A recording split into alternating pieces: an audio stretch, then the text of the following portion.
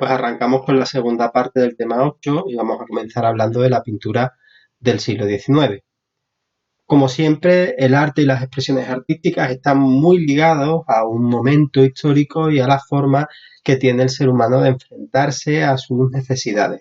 Es por eso que este arte va a estar ligado a una serie de acontecimientos muy importantes que van a marcar el devenir de la forma de actuar y de definir los gustos artísticos.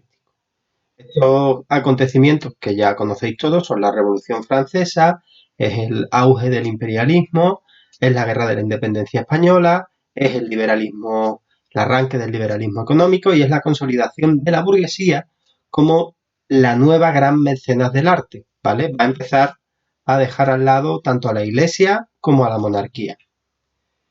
Con el reinado de Fernando VII todavía se va a mantener el gusto artístico de la tradición murillesca.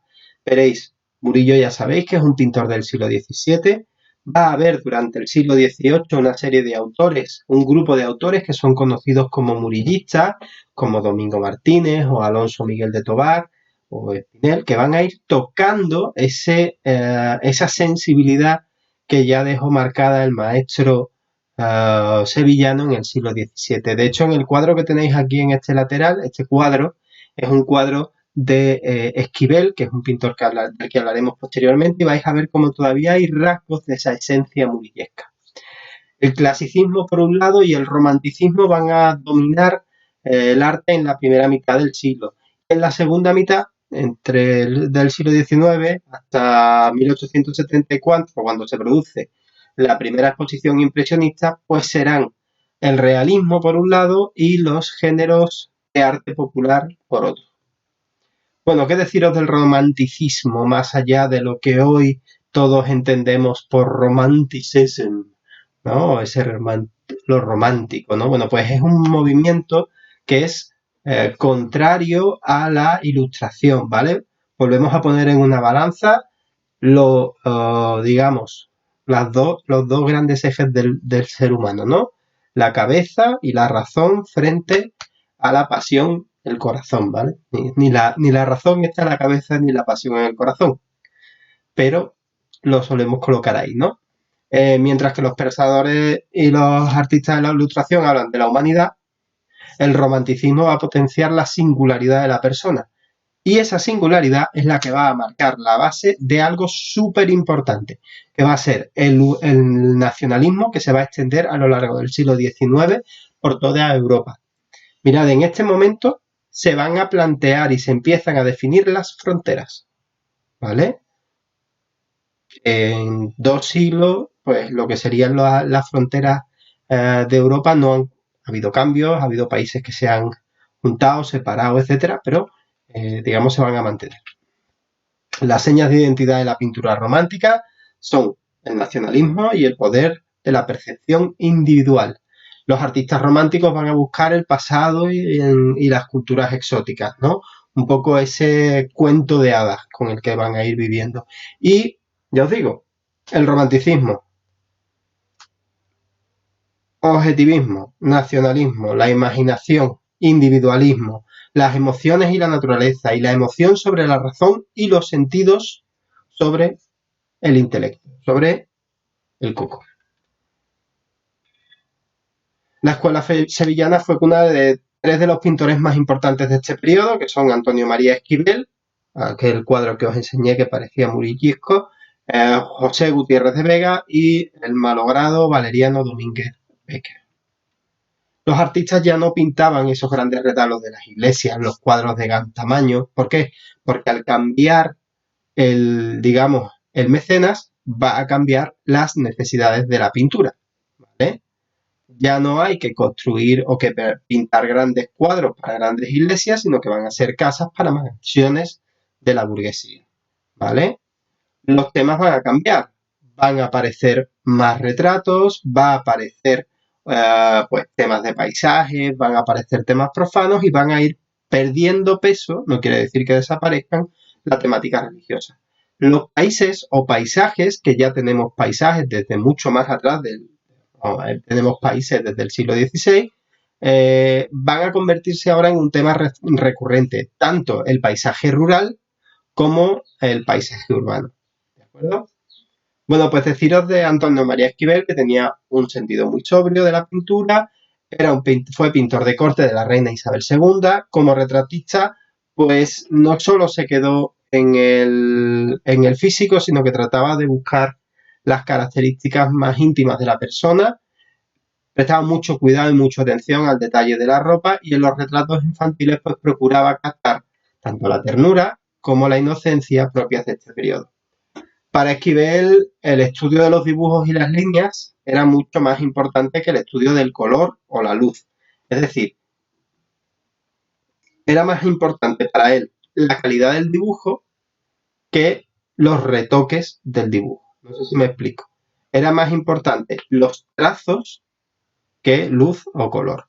El periodo en el que trabajó pues incorpora elementos de otras épocas y otros estilos. Pensad que ya en el siglo XIX la mirada atrás, la mirada a Goya, la mirada a Cervantes, perdón, la mirada a Velázquez, la mirada a Murillo, la mirada a pintores anteriores, especialmente del barroco, van a ser muy potentes, ¿vale? Porque ya vamos a encontrar los primeros museos, ¿vale?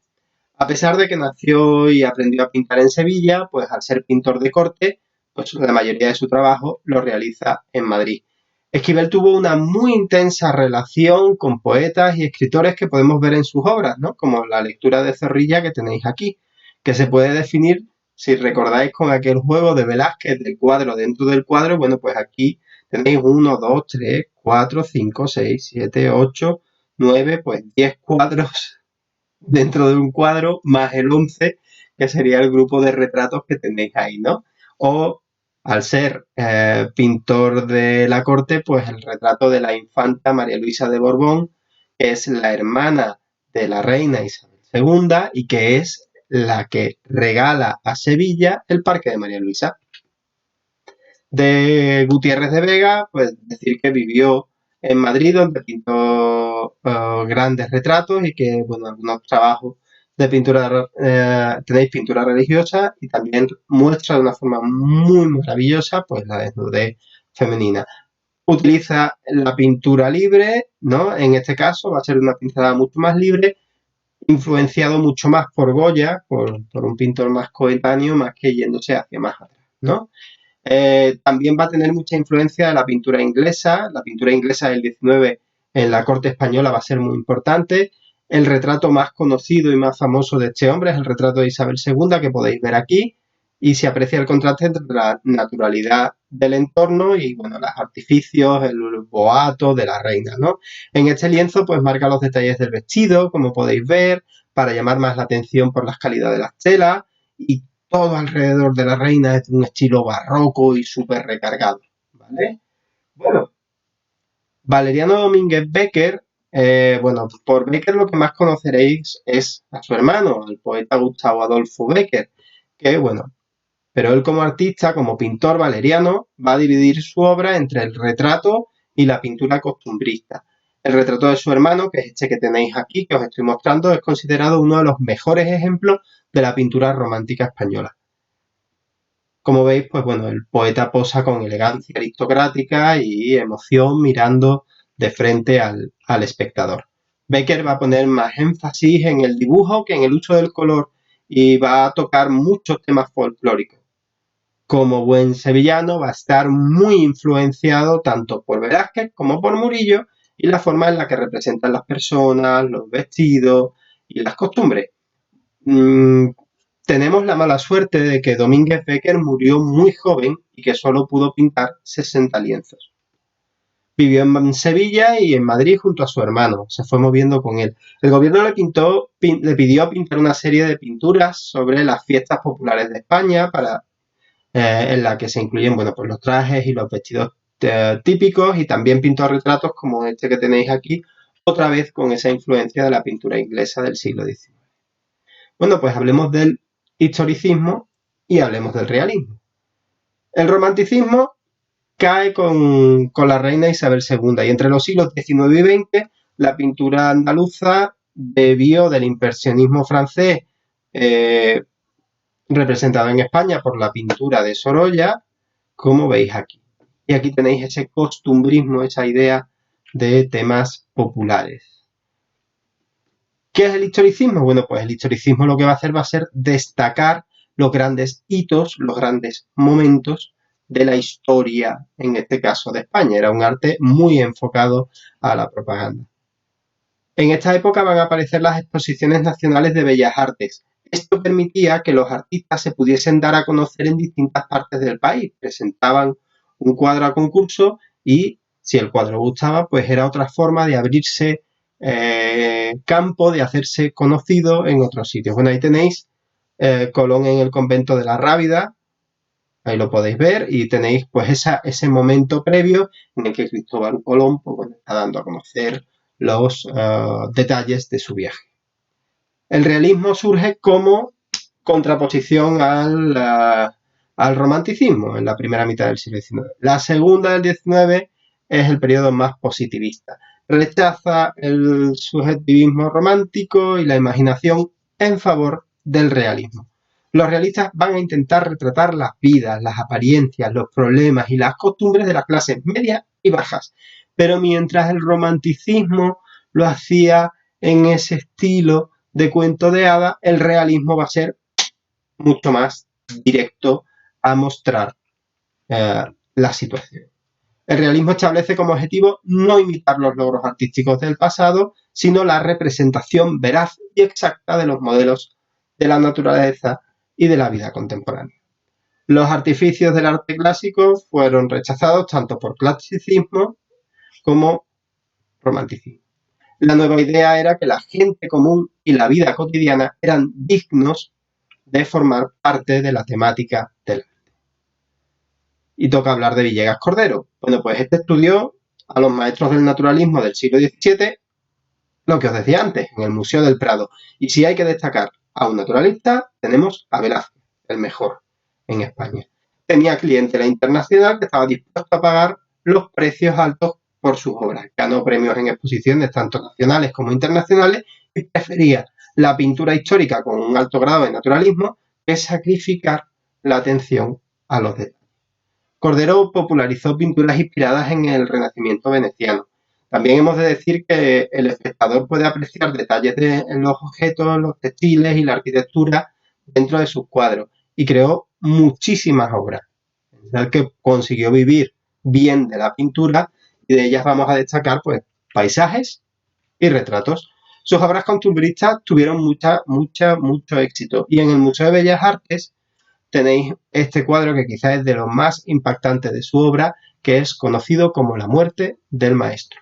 Como veis en este cuadro, lo que observamos es como una cuadrilla y como un grupo de toreros se aproximan a lo que sería una misa de cuerpo presente de un torero que ha sido corneado en la plaza y que ha muerto, bueno, pues que ha muerto en la arena, en el ruedo, ¿vale?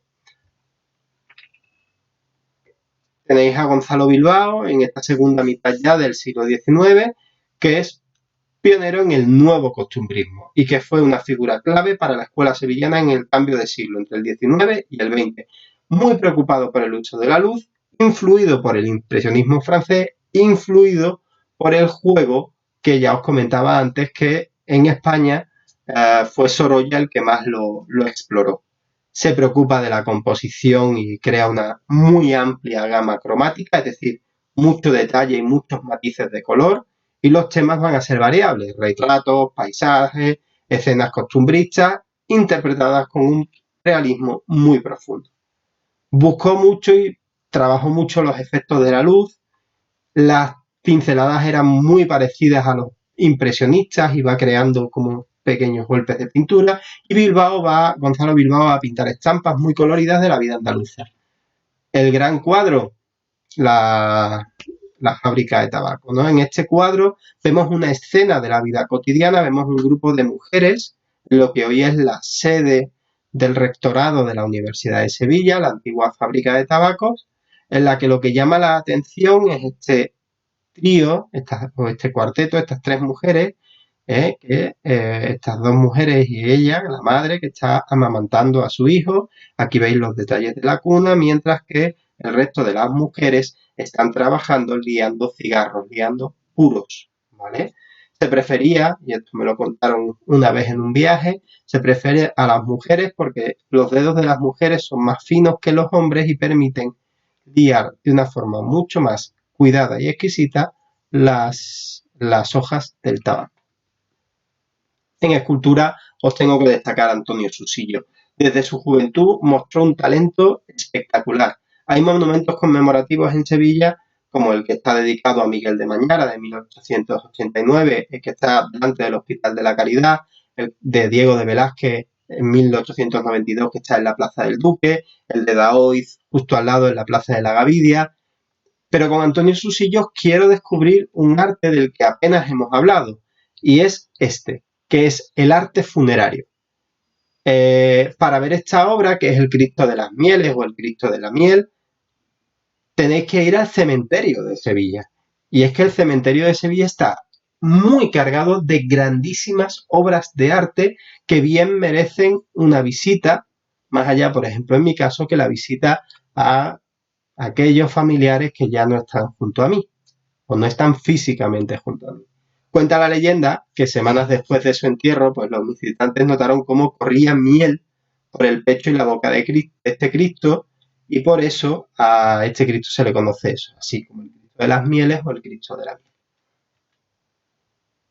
Para la pintura sevillana del siglo XX vamos a hablar ya para el próximo tema, así que no me voy a meter y os dejo aquí, ¿de acuerdo? Ya cuando hablemos de la primera parte del siglo XIX hablaremos del tema del siglo XX, hablaremos del tema. Hasta pronto.